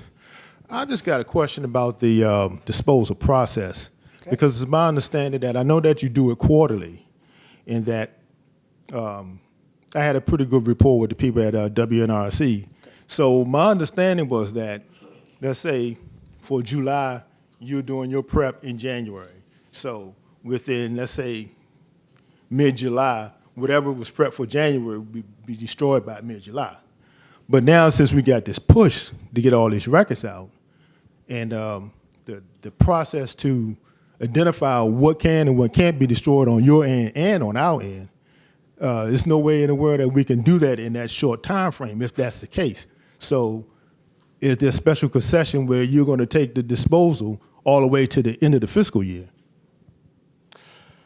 As I mentioned earlier, so say we send out those notices for July. If you can't get them back signed, we understand. The rate of return, we hope that everything comes back signed, but just, that's not the case. As you said, your staff may have been impacted, and a lot of you are now realizing the same kind of intellectual work that we do is what you guys have to do. But then you also have to involve stakeholders a lot of times, and so you have to send it out to, different units and then coordinate the responses and check with NGC and stuff. So yeah, it takes time. And it's a higher volume. So those of you that didn't freeze all your records, had been doing disposal all along, this just adds work to your plate. And just like we didn't get additional resources, you guys didn't. So, if traditionally, if this has been kind of a collateral extra duty that, 4 times a year, places an extra burden on you, unfortunately, it's a larger burden now. So what happens is, if you send it back in September or in October, we will do our best to put it in that next disposal cycle, okay? But as I mentioned, everything is kind of in buckets now, so the longer you wait, the potential for some of your other stuff being delayed increases, unfortunately, just because of the process that's involved. But when you concur and you send the concurrence back, we stick it in that next cycle. This is where once you've concurred and the timer starts and then you don't pay for stuff, after a certain time period. With freezes, it's different than the normal process. We already let you guys know that this may take extra time and that those storage costs will continue for frozen lifted records to accumulate until that disposal process is done. So as long as you realize that, you're going to pay the $5.50 a box, whether it's, October 1st or December 1st, et cetera, but you'll also be paying potentially for some extra storage while you work that internally. So if you take longer internally, there's going to be that extra, 26 cents or 28 cents a box storage charge that you're going to have to continue to pay per box. So yes, it's not up to us when you return it. We would like to have it back so that we could stay on track, but we also want to make sure that you do your due diligence, and so no matter how long that takes, we don't want to get in a situation where you guys feel rushed and you get it back and maybe you skipped a concurrence or something internally and then there's an erroneous disposal. So yes, please, as fast as possible, but be careful and within your current resources. Okay, well, we're anticipating being able to hopefully meet it by the end of this month. So if we do and we get it back, will it be able to be disposed of in this fiscal year? Because if you have fiscal monies to address it, that's basically what I'm looking at. Yeah, if we have fiscal monies to address it and we get it back to you before, say, the end of this month, will it be addressed? Yeah, if you had negotiated earlier, I don't know how many were here in April, but some agencies were able to negotiate a special IAA for this, where they could span money across fiscal years in some kind of, the work is started project, and so we can actually kind of back bill it towards that money. But if you didn't enter into one of those special agreements already, it's too late at this point. So if you did, then yeah, you've got the whole next year, return the stuff in January and we dispose of it in April and it gets billed to this year's money. But if you didn't create one of those spanning funding vehicles, then yeah, it would, if you get it back in September and it's supposed October, it's going to hit next year's money. That's why I was saying earlier about that's why we worked with you guys to try to get it in the hopper for July. So anything that you identified as early as December when we contacted you in February, we kind of gave that May deadline. If you've identified and approved stuff, we can get it done and disposed of before the end of the fiscal year. So hopefully you guys negotiated something. Any more questions in the room?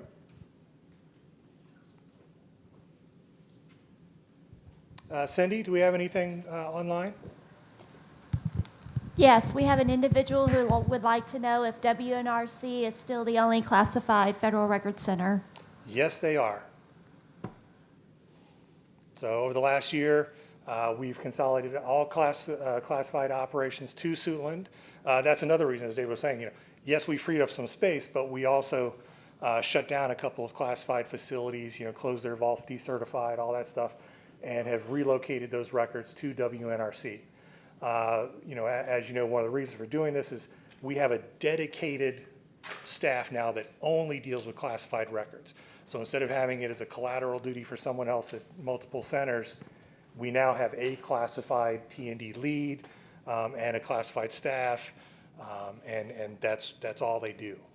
So we've centralized just to be able to keep a smaller number of staff and to keep a full-time staff and people focused and very familiar with the records and the chain of custody and stuff like that. So yes, Suitland is the only classified center that we have now. And so anyone who had records at Seattle or one of our other vaults should have already gone through that whole process of transshipment and approving and stuff like that. Any other questions? Well, thank you. If you didn't ask a question now, my contact information is there. A lot of you already have my number. Feel free to reach out. And I look forward to working with you guys over the next couple of years on getting your agency completed and across that finish line. Thanks.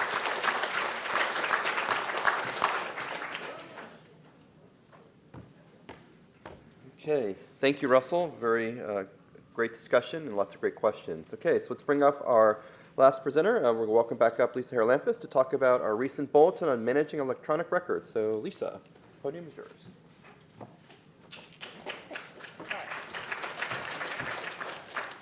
Things I'm going to do, having watched other presenters, I'm going to stand back. I'm going to be very careful what button I touch here and hopefully move quickly. I know it's around, I brought my timer this time, 11:43, so I'm going to start by saying, please send me questions about the electronic messaging bulletin if we are not able to get to them at this session. I think that this is been a wonderful bridge session, really rich, full of a lot of interesting information, and this is yet another really important topic that I think you're going to want to have either specific questions with, maybe some legal questions, so go ahead and send them to me. I'm at lisa.haralampus@nara.gov. And me and my staff, we will work with our legal staff to answer those ahead of time. I am going to take questions, but I just wanted to say that first before we get started. I also want to say we have two other guidance products that are, one is out and one's about to come out. So the one that was published last week was our digital identity authentication guidance, or as you notice, we have shorthands, PKI. That one replaced the guidance that we had on PKI that we issued in 2005. So 10 years later, we've taken a new look at that, and we've issued that guidance. That's not on the topic today. I'm just highlighting it's out there for you. And again, encouraging you to come back in the October bridge, where we will recap messaging again with the information we've learned over the next 2 months. We'll go over that bulletin, and I hope, if all goes well, the archivist is signing our metadata bulletin today, and we're anticipating issuing that in the first week of September. So right around Labor Day, when you come back from Labor Day holiday, come to our website and look in our blog, look in the emails to see if we have that guidance as well. So we have more policies coming to talk about. But for right now, let's talk about electronic messages. We issued this guidance just about 2.5 weeks ago, I think. And it came from a variety of places. This is a fast bulletin for National Archives. As part of the background, we wrote that bulletin and got it through our entire review process in about 10 months, which the other bulletins have taken a lot. We've had longer input periods. I'll also say that this is our first policy that we've issued specifically talking about electronic messages, and that's why I anticipate we have a lot of questions that are going to come our way since it's our first guidance on this first topic. And the reason we put it through as quickly as we did, and actually it's a long bulletin, I think it's about 8 pages, but it's saying some new things and it's saying some old things in a similar way. We focused on it because of the emerging technology. We were getting questions from agencies saying, we have messages, we're using messages, the messaging questions were coming up. Also, Congress amended the Federal Records Act in November of 2014, as I'm sure all of you were as impressed as we were in our office, and we've been looking at that statute quite a bit. And electronic messages were defined in that statute. Electronic messages seem to be an important part of that statute, so we thought we should offer some clarifying guidance to explain how NARA is interpreted at this moment of 2015, what the statute meant. So first, let's talk about the definition of electronic messages. Our lovely scroll work there comes right out of the law, that it was defined as electronic mail and other systems used for the purposes of communicating between individuals. So we took electronic messages in the bulletin and we kind of thought about it a little bit more, what we took it to mean. We mean any communications that are done in real time or for later viewing. One point we used synchronous and asynchronous, and then we decided to even walk back from that language and just say, this is a communication that you are sending between two systems that is either meant to be real time or is sent and then somebody can read it later. That counts. It can be sent from one account to another or from one to many. So that was some of the other technical definitions we used to define it. We also noted that electronic messages can include attachments. So for those of you who've been texted and had a photo, would be an example of an attachment to a text.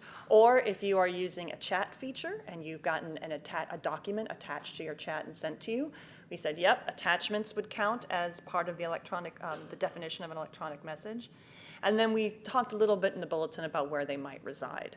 On agency networks, on agency devices. So for those of you who use BlackBerries or Samsungs or iPhones that are government issued, those are tools to allow you to do electronic messaging. Or they could be on the laptops, the computers, the other devices that are your agency run. Or they could be on devices that are third-party providers, that there's a variety of places that where you would find messaging. So if you're wondering what we talk about, we also included a small chart in the bulletin to try to give examples. It wasn't meant to be an exhaustive list, but just to try to talk about these are the types of tools that we think would be covered in what Congress intended by saying electronic messages are records. Which gets to the next question. Can electronic messages be federal records? I hope you are not surprised because you've read the bulletin or you've thought through the implications. NARA's position in this bulletin is that yes, electronic messages that are received or created in the course of agency business are records. And therefore, they must be captured and managed in compliance with federal records laws. Okay. That was the big news for this bulletin, hence the dramatic pause. But I wanted to give a chance for that to sink in. And again, we can talk about questions about that towards the end. I'd like to talk a little bit about personal records and personal accounts, because again, that came from the law. So what are meant by personal accounts, and how does that impact electronic messaging? If federal employees are conducting agency business and they are doing so with messaging technology that's on their personal device, because those messages are related to business, they are federal records. And we believe that, that's what we believe the way the law is structured. Regardless of what device you use, if you are doing messaging regarding agency business, it meets the threshold for what a record would be. And it would apply to all federal employees regardless of status. In other words, it could apply to a federal contractor, volunteer, or even external experts. We are trying to resolve what this means for folks who are in the FACA category, or a special advisor, somebody who sort of works for the government for 1 or 2 days a year on a special counsel or advisory committee, and if they're texting, what does that mean? If they're using chat to conduct their meetings, are the communications that they do in the messaging going to meet a federal record? So we have established, the threshold lower than maybe people have been accustomed to say, yes, if it's sent or received and it's related to agency business, it would meet the threshold of a record, regardless if it was done in a personal account. NARA, as you know, we use the words should and must very carefully when we write our policies and our regulations. So this bulletin says, we believe personal accounts should only be used to conduct business in exceptional circumstances. when we were doing our research and our analysis, to say that it must be only used was a bridge too far at this time, because there were many examples where people showed us when we were talking to agencies of when a personal account might be used. And I'll just give you one for example. You may find my name on LinkedIn. I'm out there in that space. And yes, I've received questions about records management through that category because I saw you at a conference, you seem to be an expert, and I'm messaging you in a personal account. That had nothing to do with my business. But they're talking to me not because they liked my picture, but because they wanted to talk about federal records management policy. So then I respond back through so that would be an example of where a personal account might come to me and no amount of forbidding or preventing records would have prevented that personal account. So we wanted to say they should only be used in exceptional circumstances, but that agencies must provide instructions regarding the responsibilities if their electronic messages are used from a personal account. So I hope that makes sense. That's something we can go through. And finally, this is the part that the statute said under the Federal Records Act regarding personal accounts and electronic messages. The statute says that if something meets the definition of a federal record, it should be forwarded to an official account within 20 days. And that was interesting because the statutory definition of messages, which I mentioned 3 slides ago, said messages includes electronic mail and other messages. So when you read the definition in the FRA, at first read, I looked at it, I was like, this is about email. Emails can be forwarded. And then you read it a second time and you realize, no, this is about electronic messages. So sort of a Venn diagram, electronic messages, and email is a subcomponent of that. So we, at this guidance, said, yes, we believe that that guidance referred to all electronic messaging. So it would apply to other types of devices that were used. So if you are getting personal business, or if you're getting federal business on a personal account, forward that, send that chat, somehow move that to your official accounts. So those 2 statements, that email messages can be records, and there was a lot of information on what to do about personal accounts, are sort of the main part of that bulletin. It comes in the beginning.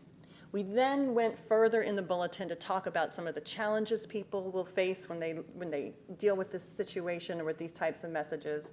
And we talked about, we recognize this is not an easy bulletin to implement. We know there are going to be a lot of challenges, such as most messaging systems were not designed with any records management functionality thought about in the beginning. We know there are multiple types of systems, multiple types of devices. Things are technologies are very fluid, it's constantly evolving, so it's hard to stay ahead of the curve. Lots of times there's no ownership or control over the systems that are being used. For example, if you were using a personal device, where is that going to reside? That expectations is the bottom, or little set there, is that there's an expectation that we will be managing them, and that expectation from oversight groups and from the public is very hard to meet when you look at the realities of what it costs and what tools we're using.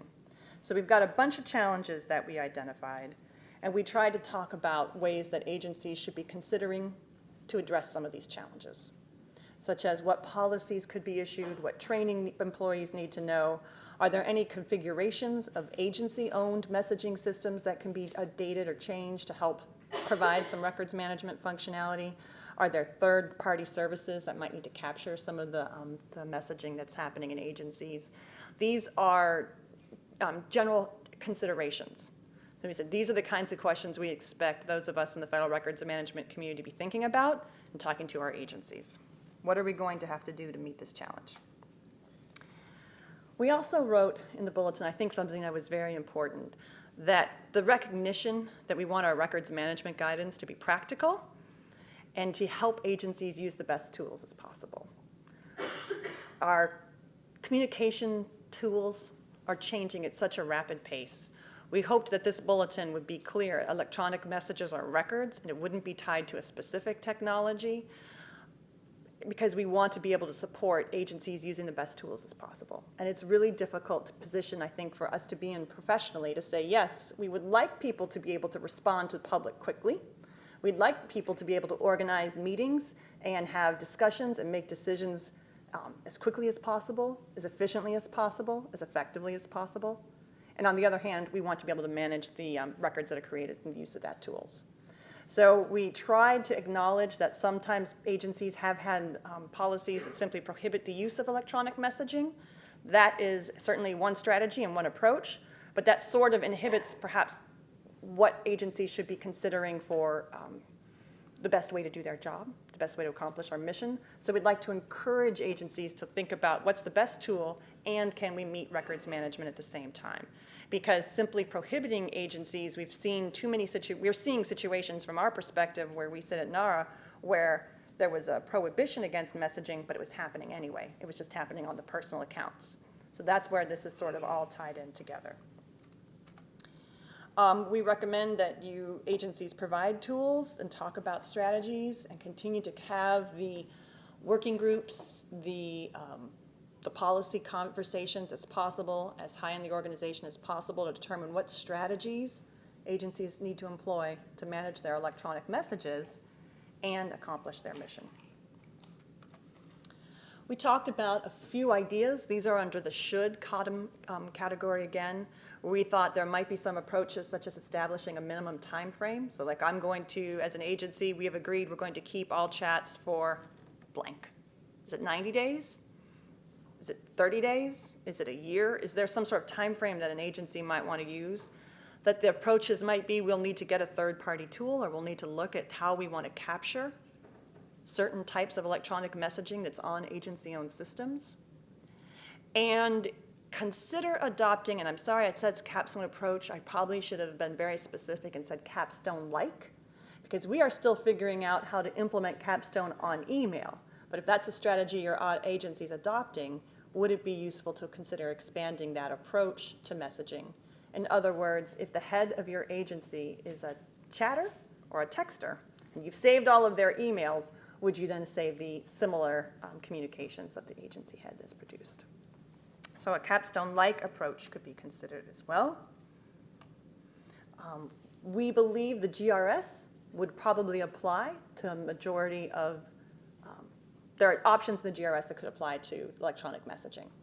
Most electronic messaging will probably be determined to be transitory, which is why I threw out 30, 90, 120 short-term transitory type timeframes. If that is the case, does the GRS transitory authority apply to electronic messages?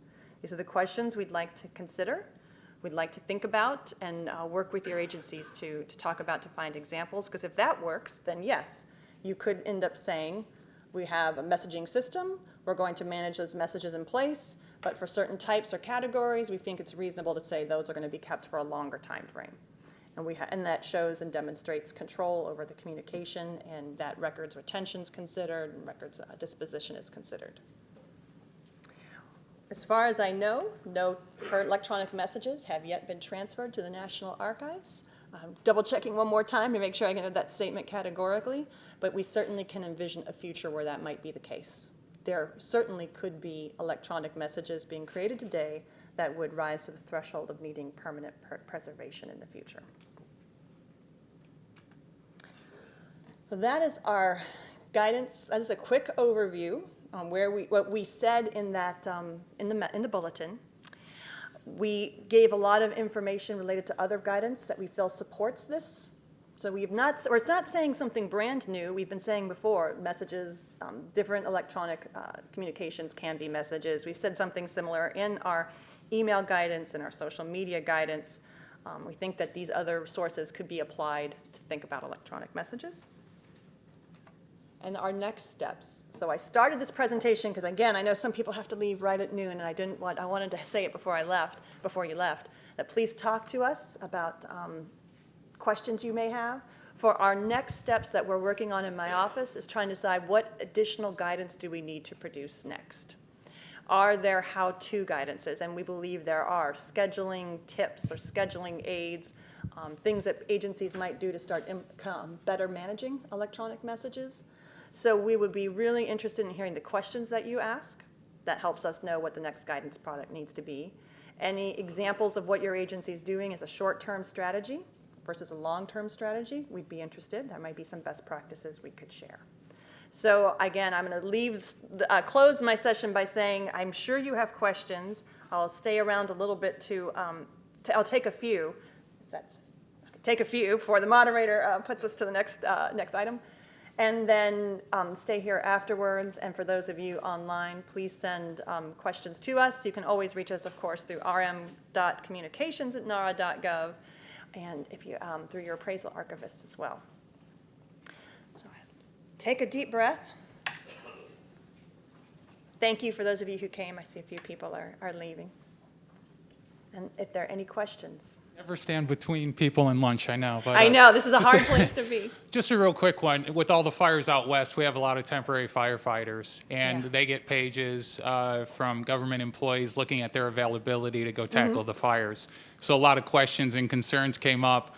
What do I have to do with this message? And the interim guidance I provided, I said handle it on a case-by-case basis, but the government employee sending those requests and receiving those requests, make him responsible for filing those for now. Yeah. Accept that burden. Don't put the burden on the temporary employees, but we're going to have to get into that further. I think that is a great example of emergency situations. People want to use whatever communication tools available to them, and we had Katrina as an example as well. We said, well, look at what happened in Katrina when the FEMA staff were there. Like, we know the stories were that they could text faster than they could use our government systems. You know, not fight a fire. Of course you're going to fight a fire. You're going to use the tools you need to communicate. I think we can, and what we want, and that is the goal of the directive, which we started with and closed, is for records management to happen behind the scenes.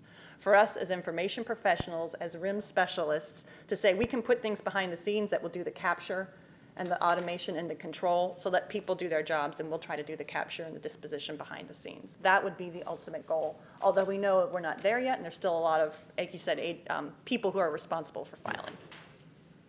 Great points.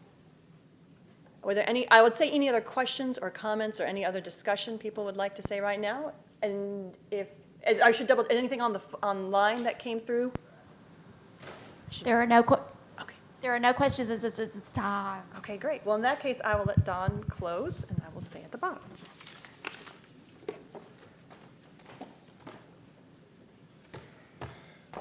All right, thank you, Lisa. Thank you to all of our speakers today. I think we had a really great bridge meeting, lots of great questions, and we appreciate all the participation. Just want to make actually 2 program notes. One, I got a note from our oversight team. Please note we're working on getting the RMSA ready for 2015. So one of the things we always do in preparation is get the links ready and make sure we have the right email name. So if you're having any changes in that, please let us know. I think our team will be sending out a notice about that as well. So please make sure we have the right information on that. And of course, the other note is after this meeting, of course, again, 1 o'clock in the Jefferson Room, Appraisal Team 3 will be having their meet and greet. So we encourage you to stick around and come back at 1 o'clock for that. Otherwise, we will adjourn the meeting, and thank you all for coming, and have a great rest of your day. So thank you very much. And our next bridge meeting will be October 26th, right here.